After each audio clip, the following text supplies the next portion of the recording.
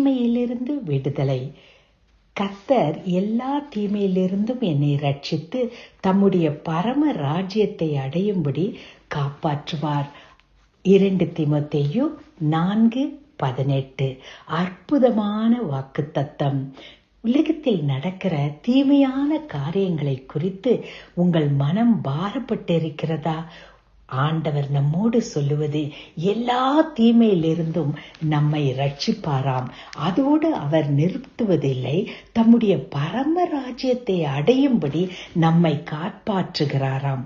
எனவே தீமையிலிருந்தும் ரட்சிப்பு, சந்தோஷம், சமாதானம், பரம ராஜ்யத்தை அடையும்படி தேவனுடைய பாதுகாப்பு நமக்கு இருக்கிறது.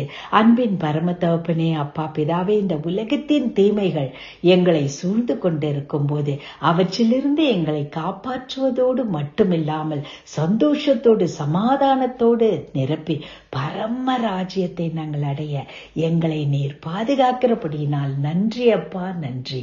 இயேசு கிறிஸ்துவின் மூலமே